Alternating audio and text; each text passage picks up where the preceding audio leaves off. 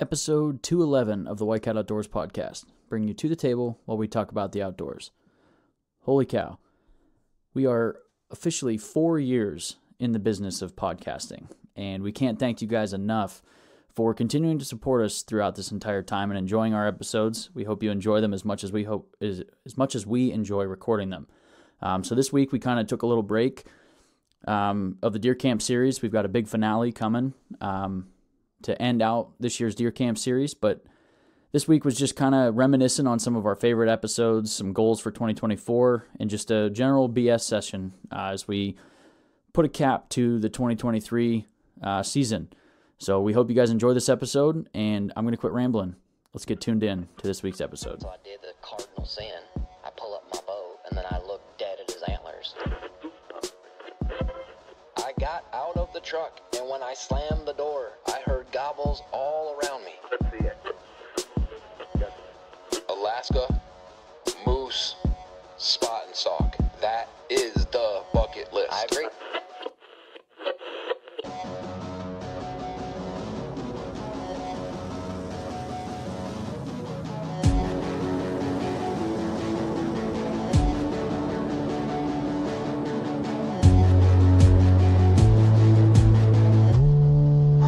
White Cat Outdoors.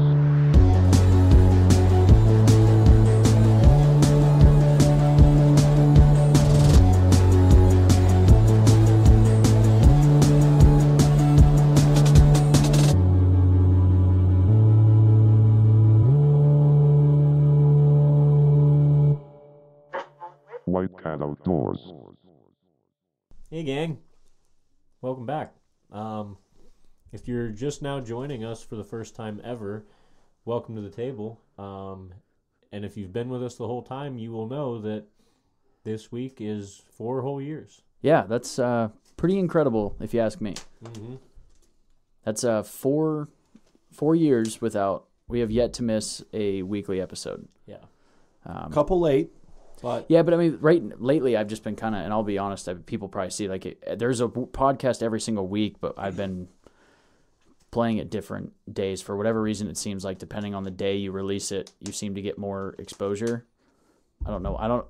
None of us really know anything about marketing, social media. None of us do social media very well at all. Mm-hmm. But we like talking hunting and we like talking the outdoors, and we hit record on it, and hopefully the right people find it someday. Mm-hmm.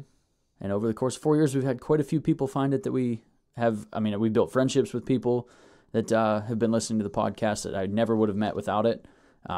We've met a couple and drove all the way over to the Palooza, Mm-hmm. which was pretty awesome. When we first started this podcast, I didn't think anybody would make more than even a 20-minute drive to show up at our Palooza. For somebody to come several hours and party with us was pretty wild. Yeah, that was pretty sweet. Not only that, like just having people on the podcast that we meet and There's been so many people we've had on the podcast, and even ones we've got scheduled, that are like, just without this, I never would have met them, never would have been able to hear they're their just story. long-time listeners that have cool stories and they want to talk. So Yeah, I mean, we've people that have. I think one of my most notable ones, like in that category, is talking to Jeb Belize. yeah, With one of the few guys in the world that has the North American Super Slam, Mm-hmm. and then even fewer that's done it with a bow. yeah. Like, wouldn't have done that without this platform, which is Yeah. pretty special in my opinion. Mm-hmm. That's and my then- favorite part about doing this. Like, obviously, I love talking about the outdoors and stuff, but meeting people is a lot of fun, and talking to people, exchanging stories. Yeah, because I mean, we do it amongst the three of us, and Austin being the new guy moving in, which we got to get him on the schedule to start being here more regular. Yeah. But it's coming. What you got? I This? had an idea. All right. Well, why don't you just blurt it out then?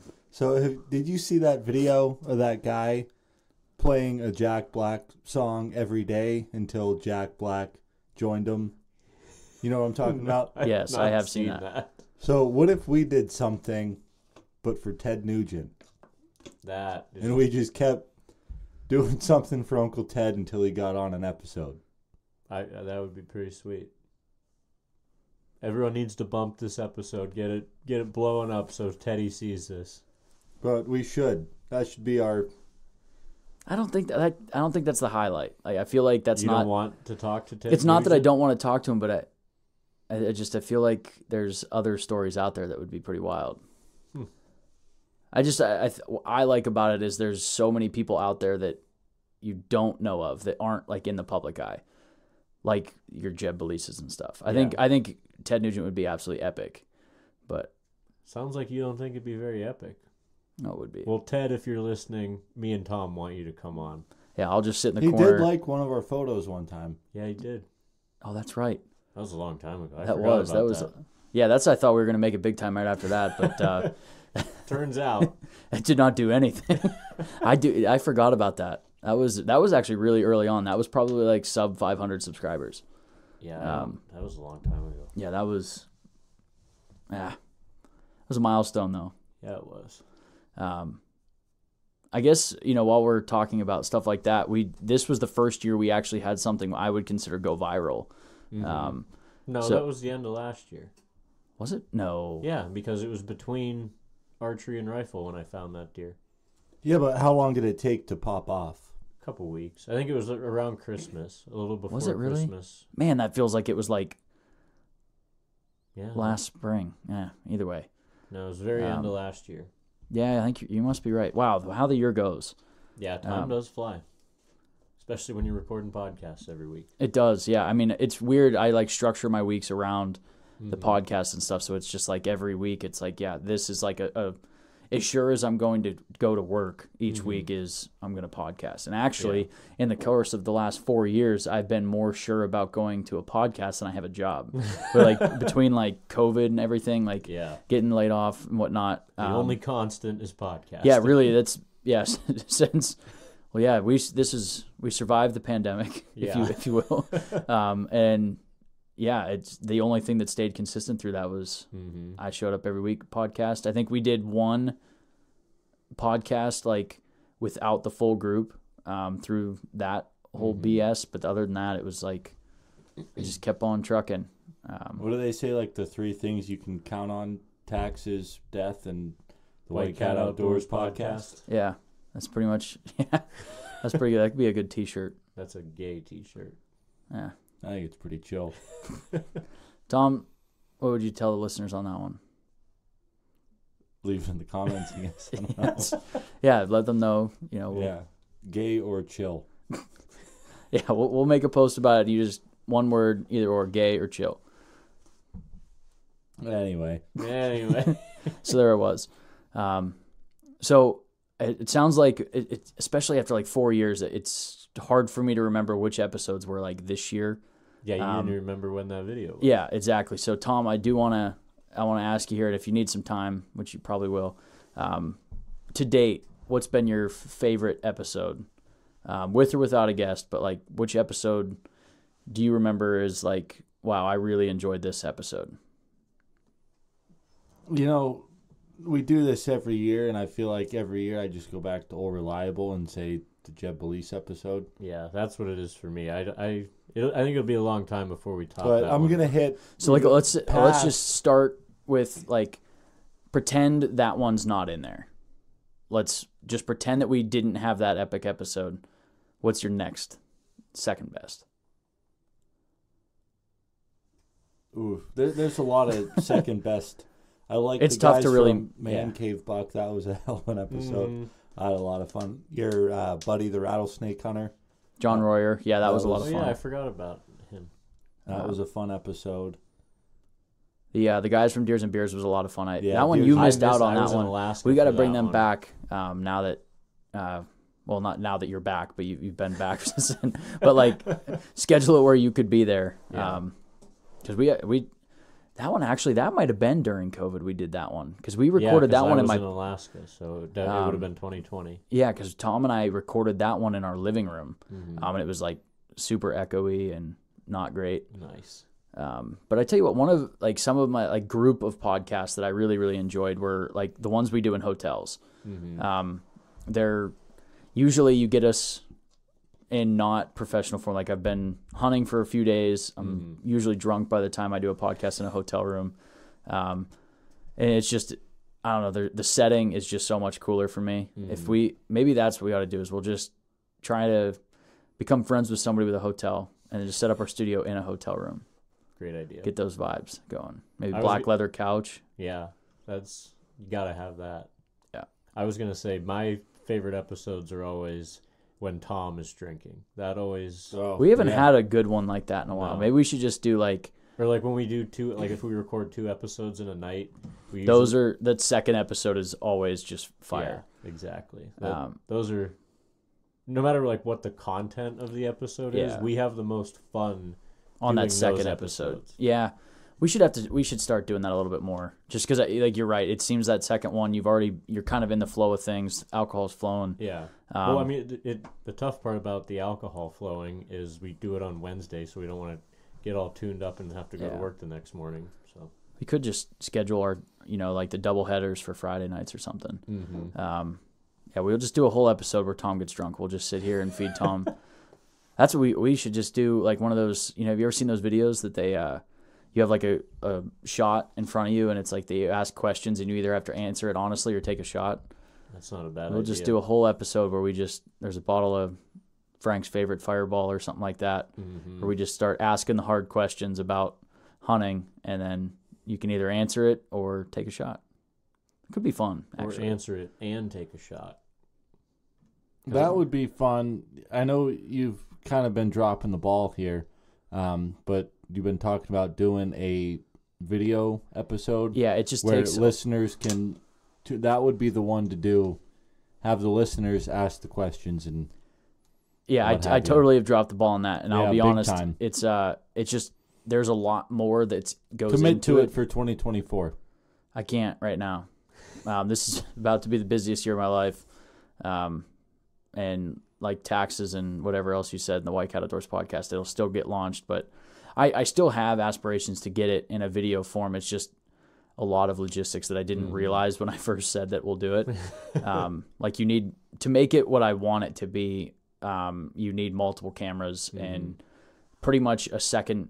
We need another person in here to switch cameras throughout the episode while each of us are talking, and it just becomes really tough in this atmosphere to set it up. Yeah, and then you have to edit video and stuff, and it just adds a whole nother element to getting it out when we're all really busy anyway. Not that what me and Tom are doing matters because you do it all. But So this would be a perfect time to plug our Patreon. We haven't done that in a really, really long time. We do have a Patreon, and It's 17 cents a day. it still is, for as much as 17 cents a day. inflation's been going up, but we've held steady at 17 Yeah, cents. and if you want to support us to get us to that point, we get enough 17 cents a day, it turns into a lot of cents a day, into dollars a day, and then all of a sudden we could just quit our day jobs and do this all the time. And we could just do like daily podcasts. That'd be nuts. That'd be way too much. If that was all you had to do, though, Yeah. Even I think you'd run out of content trying to do 365 episodes in a year. Yeah, that would be ridiculous. But maybe we could just be like the world's first like hunting talk show. Just be like, that'd be wild. like Bob and Tom. Yeah, but we talk about hunting. That would be wild. Do you think you make any money on FM radio anymore? I think AM is where the money's at. You think? Yeah. It's not going to be far before like your vehicles don't even have the option to switch to AM. Like it's going to be like phasing out cassette players. You're going to be phasing out AM radio. Never know. I don't think so. I think as long as vehicles have radios, they'll have. I think the only thing that's saving AM radio is sports. Mm-hmm. And Even maybe that. the Weather Channel. Man, I tell you what, I loved listening to the Weather Channel on the way to The Wave lake. Report. Yeah. You ever listen to the Wave Report? Uh-uh. It is about as dry as you could imagine. Mm-hmm. Like There's really only like 3 things that are going on with the Wave Report. There's wind direction, wave height, and how fast the waves are coming in. and wind speed. Yeah, wind speed. So it basically just reports those 4 things Over and over. Yeah. And for whatever reason, my grandpa likes to put that on the ride out. You could listen to it one time and get all your info, but oh no. You're going to listen to it 17 times. The waves are coming off the buoys at 4 knots. The wind is coming out of the west. And it's just over and over and over again. That's pretty sweet. It actually might spice it up every once in a while and throw like an air temperature or water temperature in there. And it really gets you on your feet. But. Yeah. So maybe White Cattle just moved to AM radio. Yeah. What was that movie? Was it Hot Rod with the AM radio guy that had the tattoo of the guy pissing on the FM radio? Yeah. That's hilarious. Maybe that's what we'll have to just take that There's guy's. two streams. There's a color TV and an FM radio. Yeah, because there was a little bit of residue. Yeah. Yeah, that's a good if movie. we go to FM radio, AM radio, then I'll get one of those tattoos. That's wild. I know as much about starting a show on AM radio as I did about starting a podcast. So Well, we did it, so sounds like we could do it again. yeah, I think it's funny when people ask me how to start a podcast. No idea. Like, don't you do one every week? Yeah, I do, but I don't really know what I'm doing. I'm like, now that it's all set up, it's like I did it one time and now it's easy. Yeah. Like, you just pay your fees every year and good to go. So Tom, what's maybe like beyond like hunting goals, but do you have any goals for you as a White Cat member for 2024? Like beyond. Oh, Yeah, like obviously we know you want to shoot a big buck. You know, Yeah. we'll get into that later in the year, but like as a White Cat member, something you want to do for White Cat or whatever. yeah, I already said get Ted Nugent on. That is your goal for the end of 2024. Yeah. You I better just- get on it. I got a whole year. We Yeah, got but how less than a many year how now. many days did that guy post himself singing like Jack Black before it worked? I'm not sure. Was it more than 365? I have no idea. I just, You might want to start doing some research because you might be running out of time to start. yeah. But you got to get the TikTok up and going. Why do I? Because you already have the TikTok. Luke has it. Oh. Sounds Well- like you just got to sign in, Tom, and start. We got to figure Posted out. Ted Tom Nugent doesn't even did. have the app downloaded. No, I don't either. I just got to figure out what I got to do every day until Ted Nugent gets on our podcast. I would just do your Like, own this crow is- sound and then shoot your bow. Day one of me. Cawing like a crow and shooting my bow until Ted Nugent notices. And you go, and then shoot your bow. That was horrible, Nick. Listeners are going to love that. Yeah. Better than you farting over there every 2 minutes. Hey, now. Actually, I'm not going to say that's it, but I'm thinking we could pinball off that. Anyway, I probably have a month to figure it out, and then I'll have 11 months to do it every day. Mm-hmm. That's a lot of time. That's a lot of videos. Yeah. Ted would have to notice at some point. And I would just tag him in every single one. Mm-hmm. Frank, do you have any aspiring goals for 2024? I do. It's not something that I can really fulfill, but what I would like to see happen this year for the deer camp series have only bucks. Whoa. So we would have to get more guests on because obviously we can't kill that many bucks. But Yeah. I mean, we know enough people. We could. can't kill any bugs. Okay, that's why don't you watch your mouth, Tom? Let's just say it's a good thing the video's not rolling, so you didn't know who your finger was pointing to. Well, But if you listen to along. the deer camp series, you know that I killed 2, that's- Nick killed 1, Austin killed 1. Yeah. Yeah. There was one person that didn't. It's probably the first year in a while for you. Yeah, it's been a few years because I killed 2 a year for a couple years, and I killed 1 last year. And yeah, so it's been a while. Hmm. But hey, that happens sometimes. It'd be like that. We'll get right back on track next year. And so yeah, that's what I would like to see happen. I think that's a tough one, but it's doable. I think Yeah. our network is big enough to where we could definitely do that. It's just it's reaching out. logistically and Reaching out to the people to set it up. Mhm. And I've had a couple people I've reached out to that are just like, hey, I really like what you guys are doing, but I'm just not really about getting on a podcast. And I respect that too. So Yeah. that's one of the things we run into as well. Mhm. I totally get it because we've had people come on and they're like, don't know what to say in front of a mic. Like they'll Yeah. bullshit with you all night long. For whatever reason, you put a mic in front of people and they just don't want to talk. So I get that. Yeah.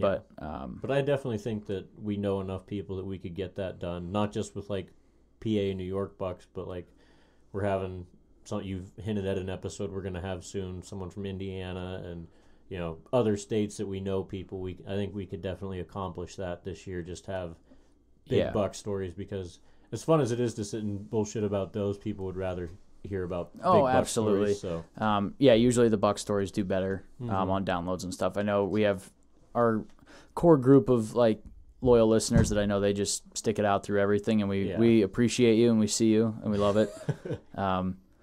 But I feel like that's part of what we are too, because everybody that hunts and stuff, they understand that sometimes you come back to deer camp and all you got's fucking doe kills. Yeah. And they're cool too, but anybody that hunts also knows that a buck's cooler. Yeah. Be a lot cooler if you did. All right. So yeah, that's realistic, and I think we could definitely make that work. I think that one's a little more realistic than Ted Nugent. Yeah.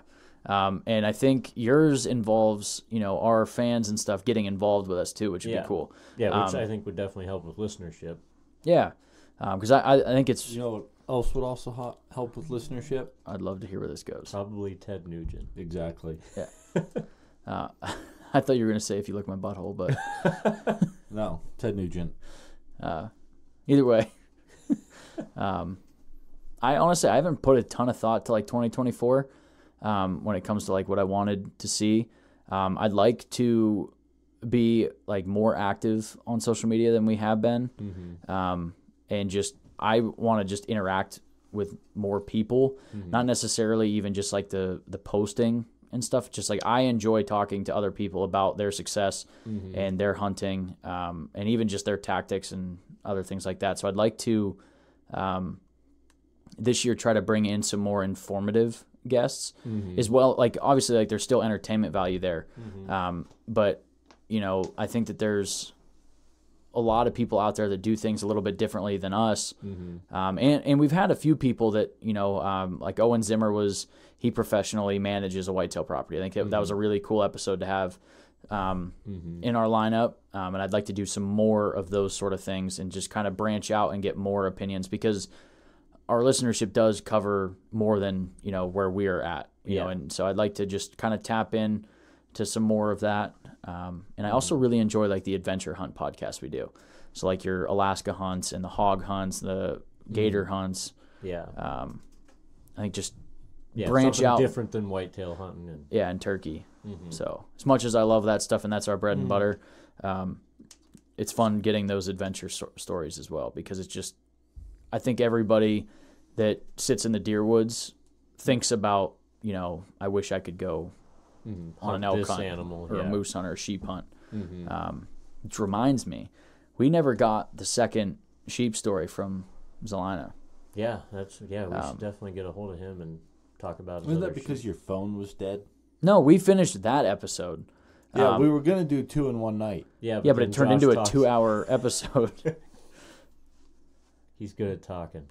It was a good episode, though. I really enjoyed that one. Excuse me. I'd also, one of the things I'd like to get somebody on in like the predator hunting space too. I think that would be really interesting. It's something I've been trying to learn, but it's also I'm learning is a very secretive. People don't like to talk about it. Yeah, like you ask somebody, hey, we'd like to have you on, talk about whitetail hunting, your tactics and stuff. They're very happy to do it. You get into like coyote hunting, people are upset that you're.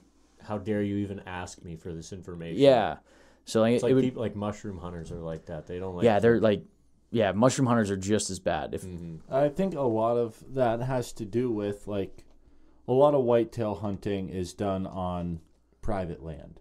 Yeah, where people only have, you like, have their access core to properties. Like, I hunt 2 or 3 pieces for the most part. You guys hunt 2 or 3 pieces for the most part. And I feel like that's how most people are. But with predator hunting, you're hunting 50 spots. You're all over the county. Yeah, that's true. Yeah, because Tom and I have quite a bit of options, I guess I'll say, when it comes to coyotes. And you have to. Oh, yeah, because, you can't go to the same spot every weekend or every night. And it's not like you can sit in this spot and call for a little bit and then move a couple hundred yards. Oh, no, we're going miles. Yeah. And, if you're going to hunt all night long, we're not sitting in the same spot for more than 20, 30 minutes. Yeah. You burn up some spots very fast. Mm-hmm. So you need that room to go. So I guess I get it. But at the same time, it's like, come on, what are you doing? Like, I'm not expecting you to like give away your property or nothing. Yeah, but tactics. Yeah. But yeah, So, people are pretty tight-lipped about their tactics when it comes to that stuff. Yeah, and I think mushrooms probably falls into the same category because it's more than just your private ground. You got to find the spots and stuff. But like coyotes now, they're everywhere. Yeah. So it's not really about access. It's just, I think people just like to keep it to themselves, which I get in a way. But yeah. As far as informative episodes go, I've been wanting to do this for a while, but I don't know anyone to get a hold of and do it. I want to get somebody in the game commission to come on. So we had a lead on that, but the problem is they being you almost have to find a ex game because the problem and we had somebody that supports what we do and everything, but just was afraid to be the spokesperson for the game commission, and I get that because it puts them in a weird position. Because someone can, if they get in trouble for something, like, well, this game officer said this. And so like I said, you almost have to get someone who's retired or that maybe just goes careers or that, or maybe even just goes unnamed. Yeah. For a pot, like just keep them completely anonymous of who they are, and maybe that would I can do a little voice changing or whatever. But like when they have those gang documentaries and people we'll are snitching, black out their face and just have them sound like they're like a monster or something. Yeah, that'd probably get annoying for an hour, but I could probably screw with it a little bit enough to just. I don't even think that would. No, it probably it doesn't get that deep. But I would like to have somebody on because there's a lot of questions that I have about certain things that are. There's not like things spelled out in the regs books about. I think that's on purpose. Yeah, I truly believe that the game books are written with gray, so there is room for interpretation, and that interpretation can help or screw you depending on how your attitude. Yeah, yeah, exactly. Because I've had a couple encounters with game wardens, and they've always been positive. Yeah, I've never had a bad experience. I've never had a violation. I've been checked before, and I've like I said, no violations. They've been nothing but respectful all the time. And then I've heard other people, that just absolutely hate game commission. I'm like, feel like those it makes you are wonder. probably doing something wrong. Yeah, it's like it makes you wonder. It's like, well, why did you have an interaction with the game warden? Does it get a little annoying to like get stopped in the middle of fishing and have to like come out of chest deep water? Yeah, it is, but I get why they're doing it. Yeah. And move on from it, and it's whatever.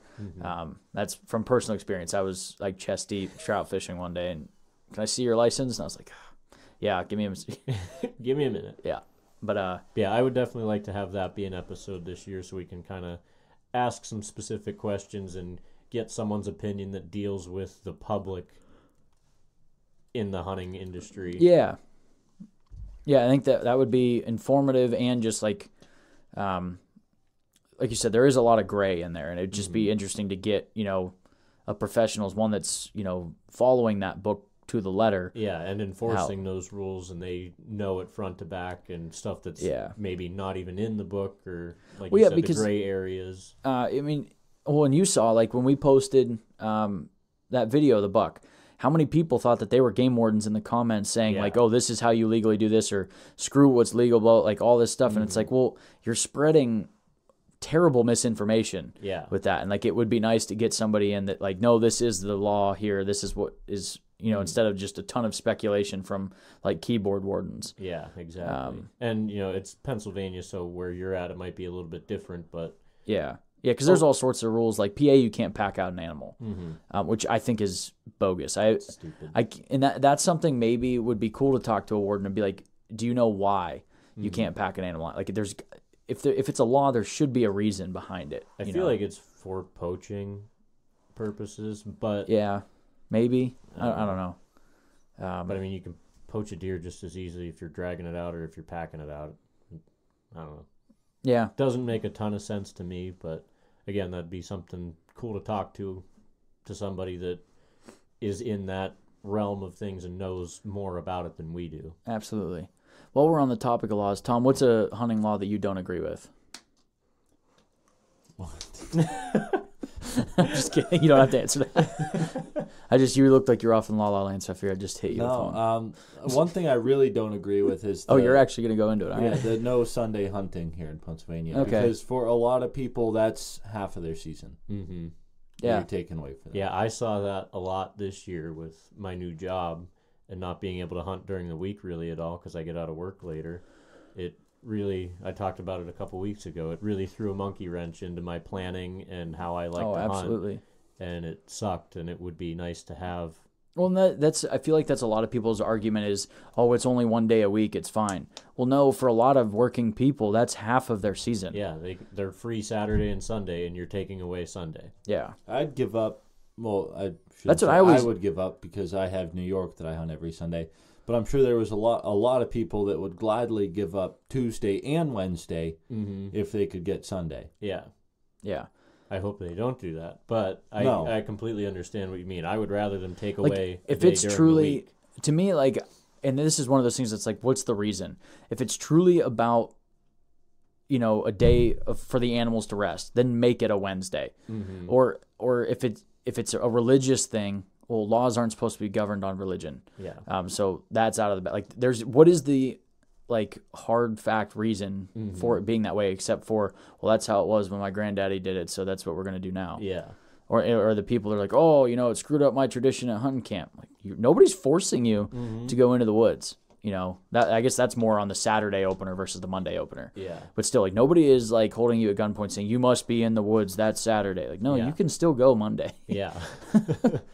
But yeah, that's just, I've always believed that, especially on private property, I shouldn't be told what days of the week I'm allowed to hunt during the season. I agree. And then there's the old state game lands. Well, I need a day to walk my dogs. Well, the people paying for those state game lands are the people that are buying the hunting licenses. Yeah. I have always believed, that's another thing, that anybody utilizing state game land should have to pay for, even if you don't call it a hunting license, but a trail pass, like a trail permit or something. Because all of your public ground, at least in Pennsylvania, I don't know about other states, but it's paid for by license sales, in revenue that's generated from hunters. Yeah, and what pisses me off about that argument that people want to use the property, you can use it 8-9 months out of the year that's not in hunting season. Yeah. I don't get to use it for all of those months. You Yeah. can go walk your dog all you want. Yeah. Doesn't bother me. I still then think you should during have to archery pay. season, yeah, I agree. I definitely think if you're Because going to use it, you should what is have to the pay. license alone? Isn't it $30 or something like that? Like our hunting license without the tags, I think so. something like that. But I've it's never minimal. bought one that was. I never bought just a hunting license. No. I always have a bunch of other shit tacked on, so I couldn't even tell you what the exact price of just a resident hunting license is. But I want to say it's around $30. They could double it next year, and I would still pay for it. That's that's one thing I have never complained about with pricing, is hunting licenses. I think that people burn through a lot more money on going out and drinking and casinos and stuff. My hunting licenses are just nothing to me. That's just yep. We had, remember one of my favorite stories we had for our first year in Ohio. Frank and I drove 6 hours into Ohio to go hunt, and we get to this Walmart, and we're like, we need some out-of-state hunting licenses and stuff. And the lady's starting to go, I think she was doing Frank's first, and she's like, oh, no, I don't know how to tell you this. Yeah, we thought she was going to be like, you can't buy a hunting license. And we're like, fuck. And she's like, these are $300. We're like, yeah, I know. She's like, that's a lot of money. I'm sorry. She's apologizing to us that we drove all the way down there, thinking we're not. I'm like, no, we're fully aware. She's like, oh, we planned for this. Okay. So and then rung up Frank, but it was just I don't worry about license sales, what it's going to cost. We pick a state and we just go.